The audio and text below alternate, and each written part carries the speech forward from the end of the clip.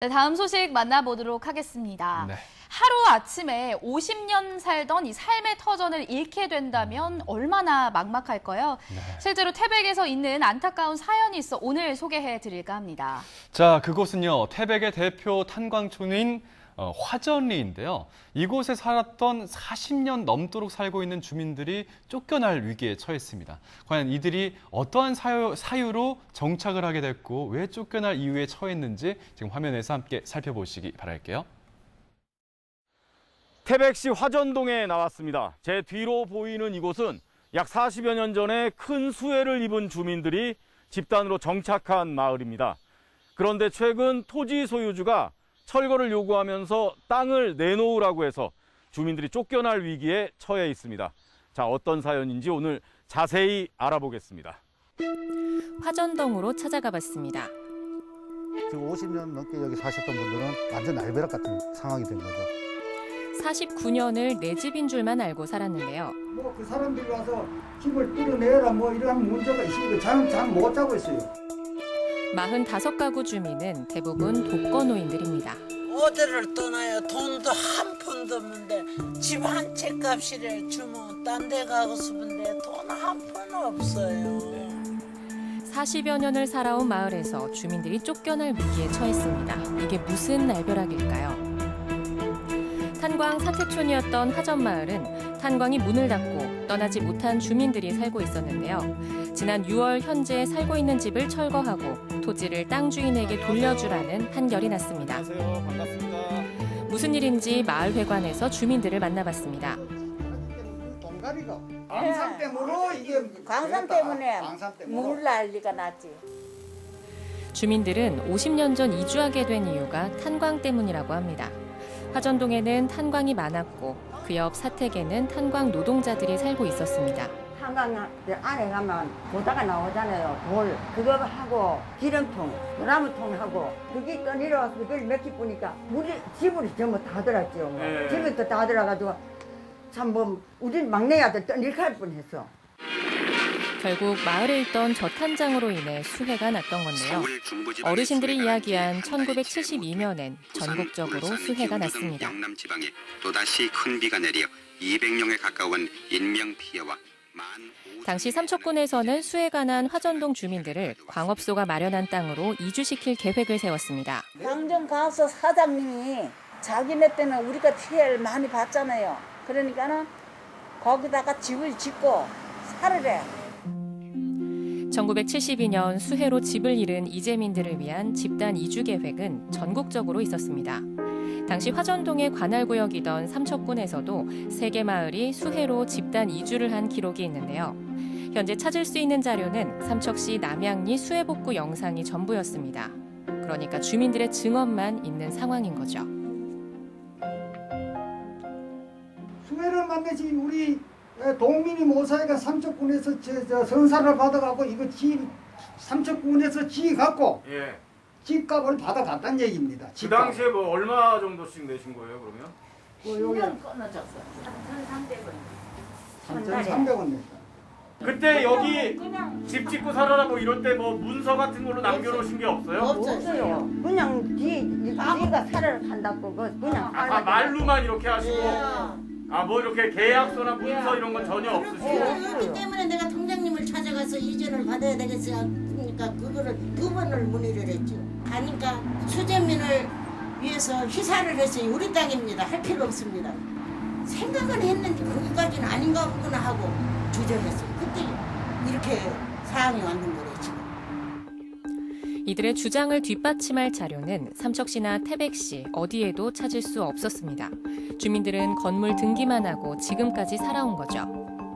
타인 소유 토지를 이용할 수 있는 권리를 우리가 지상권이라고 하는데 그 당시에 가해자인 광정광업소에서도 그걸 당연히 인정해 주는 취지에서 땅을 내준 거지 그 땅을 돈을 받고 임대를 한다거나 그런 건 아니거든요. 그렇다면 사실관계는 지상권을 인정해 준 건데 그 부분에 대해서 법적인 장치를 등기만 해도 되는 거였는데 그 부분은 지자체에서 좀 미흡했던 것이고 50년 가까이 내 집으로 알고 살았던 동네인데 이제는 함부로 고치지도 못합니다. 마을 정비 사업이 하나 선정이 돼가지고 예산을 받은 게 있었어요. 지금 여기 보시면은 이 골목을 중심으로 이쪽은 땅 주인이 다르고요. 이쪽이 다 지금 소송이 걸려요. 그럼 여기가 지금 가구 수가 한 10가구 정도밖에 안 되는데 혜택 본 가구는 여기에 한 7가구밖에 안 되는 거예요. 나머지 여기 45가구 정도는 아무 혜택을 못 본 겁니다. 땅 주인의 반대로 시에서 하수관거 공사를 해주지 않으면서 오래된 화장실을 그대로 쓰고 있습니다. 성면 지붕을 철거하거나 고치는데도 땅 주인의 동의가 필요하다 보니 함부로 고칠 수 없는 상황이고요. 집은 낡을 대로 낡았습니다. 사람이 살지 말라는 건지 시에서 좀 뭐 나서서 이걸 뭐 어떻게 해주고 이래야 되지. 아무리 이거 떨어진 세상 할머니들 할아버지들 다 산다고 뭐 정책도 없고 뭐 방역도 안 해주고 이게 뭐 하는 짓이냐고. 차라리 뭐 전부 시에서 이사 가라고 뭐 연상을 하든지. 이 마을에서 제일 먼저 집을 짓고 살았다는 오윤실 할머니 댁을 찾았습니다. 예. 야, 이거 진짜 오랜만에 보네. 이게 예전에 이렇게 지금 이게 전기 전구 없는데 이렇게 톡 하면 켜지고 하고. 장성한 자식들은 떠나고 홀로 사시는데요. 가족들이 손수 털을 닦아 올린 집이었습니다. 아유, 이 집 때문에 울기도 많이 울었네. 왜 오셨는데요? 이 기초를 파야 되잖아요. 집을 지으려고 그래. 예. 밤에 촛불 켜놔놓고 밤에. 삼척군에서 집을 지어준다고 했지만 터닦기 공사는 손수해야 했습니다. 아, 고생하는 날이 많으니까 행복한 날 뭐 잠이나 누자면 잊어버리고 잠이나 누자지나 행복하지. 근데 재판에서 최종적으로 땅 주인이 이겨서 여기 나가야 된다, 여기 철거할 거다 이렇게 만약에 판결이 나면 어떡하죠, 어머니? 그때 뭐 청성 뭐 비워줘야지 어떻게. 그럼 어디로 가시려고요? 그게 지금 제일 걱정이야. 현재 주민들은 1심에서 패소해 항소한 상황이고요. 땅 주인은 인터뷰를 거부했습니다. 땅 주인은 주민들이 땅을 사길 원합니다.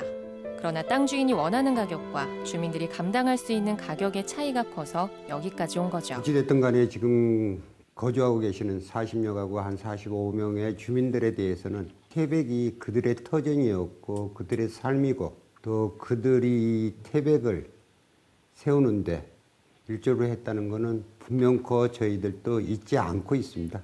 그래서 이러한 부분이 도움이 될 수 있는 방안이 뭔지 다시 한번 깊이 생각하고 또 같이 더불어 사는 태백이 될 수 있도록 저희들도 노력을 하도록 이렇게 하겠습니다.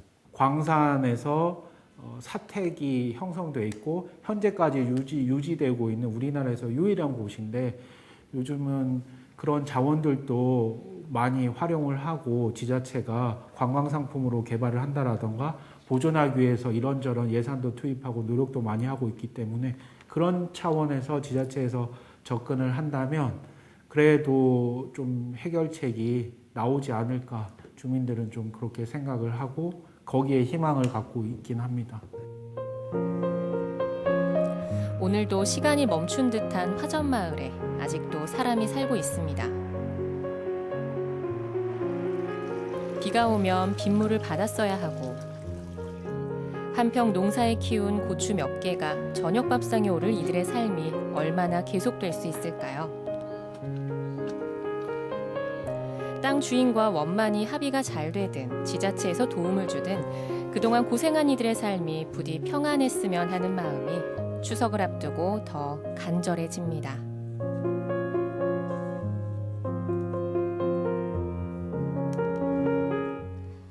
어느 날 법원으로부터 고소장이 날아옵니다. 네네. 주민들이 살고 있는 땅, 이 땅을 무단 점유하고 있으니 나가달라. 네. 주민들 입장에서는 얼마나 황당하셨겠어요. 맞습니다. 50년 전에 이 수해의 책임을 통감하고 무료로 땅을 제공했던 광업소가 부도가 나면서 이 네. 땅이 경매에 넘어가게 됐고요. 그 이후에 땅 주인이 여러 차례 바뀌게 됩니다. 그런데 이번 주인이 땅을 무단으로 점거하고 있으니 나가달라라는 소송을 걸게 된 거죠.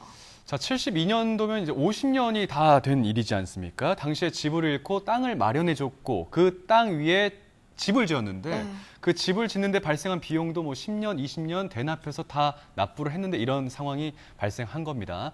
당시에 지자체에서 뭐 관련 그 단체에서 이런 법적인 문제를 좀 더 꼼꼼하게 짚었으면 어떨까 이런 생각도 좀 들고요.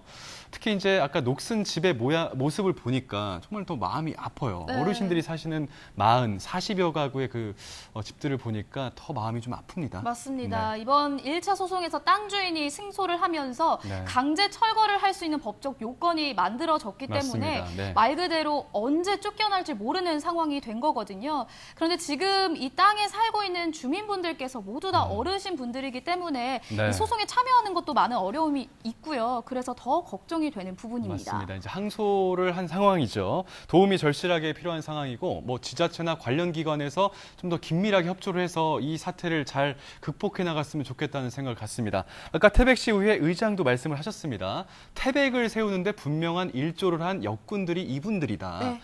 광부이고 광부의 가족분들이다. 이런 게 아마 뭐 태백시뿐만이 아니라 우리나라 전체 역군들, 이분들이 있었기 때문에 지금 우리나라에 이런 모습이 있을 수도 있는 거거든요. 제발 노년만큼이라도 마음 편히 사실 수 있도록 이번 사태가 조속히 원만하게 해결되기를 진심으로 바라겠습니다. 네, 강원 영동 소식 잘 만나봤고요. 네. 생방송 강원 365 저희는 잠시 후에 다시 찾아뵙도록 하겠습니다.